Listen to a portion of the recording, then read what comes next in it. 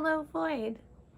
Today I wanted to take you on a tour of my personal temple, which I call E-Ama-Piring, which means Temple of the Mother Lioness in Sumerian. Really, my temple is just about half of my introvert cave room, but while I do wish that I had an even bigger space, I am very grateful for what I have, and I recognize that a lot of pagans are working with much smaller areas or are even unable to dedicate any permanent space to their practice because of bigoted family members. So let's get started. This is my main working altar where I do most of my spiritual work. My daily devotionals to Inanna, spell work, rituals, etc.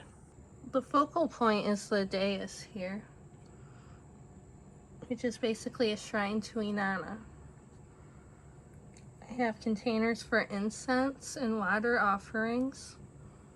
And I do have a special plate that I bring out for food offerings, but I don't leave the food offerings sitting out for very long because the cats like to take it upon themselves to accept offerings on her behalf. I have this yoga cat statue that I use as a stand-in for myself for when I'm not here. One of these days I'll make a proper statue based on the ones that were found in the ancient temples representing worshippers. But for now I have this cat statue that I got from World Market. It even has an 8-point star on its belly right here. I'll probably reorganize my altar some when I take it apart to clean during the month of Keen Inanna next month. Up here I have a space for Nana and Ningal. I have a 2-wick candle for them, and they each have a jar of water that I pour for them based on the moon cycle. I pour for Nana at the new moon based on the ritual work that I did for him throughout Rod and Ring at the new moon. And then at the full moon I pour for Ningal, which is based on my own personal UPG with her. For Nana, I make full moon water and save it for the new moon. And for Ningal, I make new moon water infused with blue lotus that I pour at the full moon. On top of this bookshelf, I have a shrine for Inanna and Ninshuber, which also extends to the shelf below, where I keep my books about Inanna and some other extra objects for Inanna that I don't have room for elsewhere. On this shrine I have a small eye idol statue that has a little family represented, which I use to represent my family, myself, my husband, and my 3 cats. This is like the eye idol statues found in Tel Brak in northern Mesopotamia. I had a spot for Dumuzi and Geshtinana up here, but then I decided to alternate Dumuzi and Geshtinana between this shrine and the underworld shrine depending on the time of year. So one would be here and the other would be with the Ereshkigal. Now I have them both on my shrine for the gods of earth, which I'll show you next. But I'm thinking about switching them back to the dying and rising cycle. Over here I have my shrines for all of the gods that I met during my Rod and Ring work. I have a shrine for the gods of heaven, earth, and the underworld. First, I'll show you my shrine for the gods of the earth. For the gods of earth, I wanted to make a unique icon for each, incorporating something tangible from the earth that is associated with each of them. I had already made a statue for Dumuzi and for Geshtinana before. As I mentioned before I set up this shrine, I had them alternate between my other shrine for Inanna and Ninshuber and my shrine for Ereshkigal. So for half of the year, Dumuzi was with Inanna and Ninshuber, and Geshtinana was with Ereshkigal. And they'd switch the other half of the year. Honestly, I'm thinking about going back to doing it that way. I might make separate, less anthropomorphic representations to keep in this shrine. Whatever I decide, I'll have it ready for a ritual for Geshtinana's annual descent at the end of September. Anyway, Dumuzi's statue is based off of a figurine of a shepherd holding a lamb that was found in Tel Telo, the ancient city of Girsu.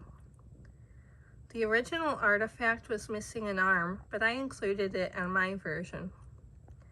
I also embedded a goat bone on his back, right here.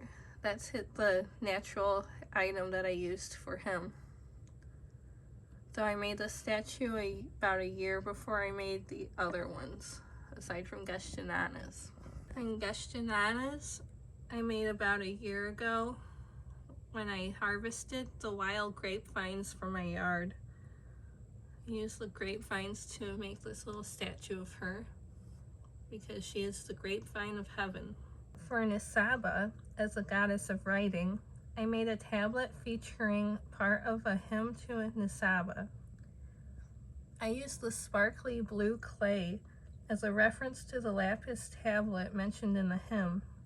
It doesn't technically incorporate anything natural, but what could represent her better than a tablet featuring writing about her? For Ninurta, I used an arrowhead that I made years ago while I was playing in the Vermilion River, and I attached it to a bit of a branch from my apple tree. It is held in a clay bowl filled with barley. I was trying to capture his associations with agriculture and hunting together. My dumb ex was there at the time when I originally made the arrowhead, so I guess it kind of represents war as well. If we move over here to Gibble, I took a bit of the charred wood from my fire pit and I painted it to look like a flame. I thought using something that had actually been through fire was appropriate. And it's held in this clay cup that I made with his name inscribed on it. For Ishkur, I used a piece of fulgurite, which is essentially fossilized lightning, held by a clay storm cloud with his name inscribed. For Ningal, I used some seashells that I found in the ocean at Roatan, held by a clay swan with her name inscribed. I know she isn't historically associated with the ocean, but I chose the seashells in reference to my own UPG with her. When I met Ningal during my rod and ring work, she showed me images of the ocean, and I got the impression that she wanted the ocean and the tides to be incorporated into her worship in some way. While I was swimming around at the beach, I could feel her presence in the waves and in the seagrasses under my feet.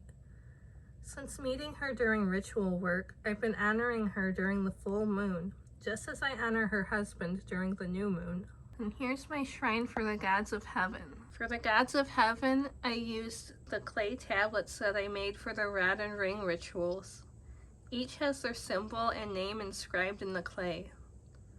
I somehow found a display stand that fits my space and allows me to arrange them exactly how I wanted. I also put the stone lion here that I got in Costa Maya for Inanna. And here's a rod and ring that I made for the rituals. I actually made 2 rod and ring symbols because Inanna is often shown holding 2 rod and rings, so I thought I should make 2 as well. This one is for Ninhursag, for Utu, Nana, Inanna, Enki, An, and then Lil. I know I showed my underworld shrine a little bit before in one of my previous videos, but here it is again. Here's my statue of Erishkigal. I used a little bit of the extra netting from the veil that I made for the rod and ring rituals to make her veil. Over here I have a little icon that I made for Gula, the goddess of healing. She's associated with dogs, so I made a dog. I also used a little old-timey medicine bottle that I dug up in my garden a few years ago. I also have a tablet featuring the names of all of the gods of the underworld. It's a skull that has a bunch of little skulls inside representing recently departed people. A candle for her. There's some rocks that I found in a river cave in Mexico. I thought that fit the theme of the underworld. And I gave her some dried dead air plants. I thought she'd like to have some greenery as well. Above her shrine, I also have a small worm bin. I thought it was clever to have a worm bin right above my underworld shrine. It also gives me a convenient place to put certain offerings, or if I'm doing a ritual where something needs to be buried for a few days. And below her shrine, I have my little raccoon skull friend. Found this guy in my garage randomly, so I cleaned him up and preserved him and gave him a spot of honor here on my shelves, along with some of the other bones. And I have a bookshelf for my books regarding underworld deities, medicine, things of that nature. Under the earth shrine, I have books related to the Mesopotamian culture and language, and also this one about Dumuzi, the Red Shepherd by Samuel David. And the things in front of it are from rituals from that book. And over here under my shrine to the gods of heaven, I have some more books, including Rod and Ring, and a few other books about the myths of the ancient Near East and working with the gods. Those other books are of varying quality. And here's the whole setup. Thank you for watching, and I'll see you next time.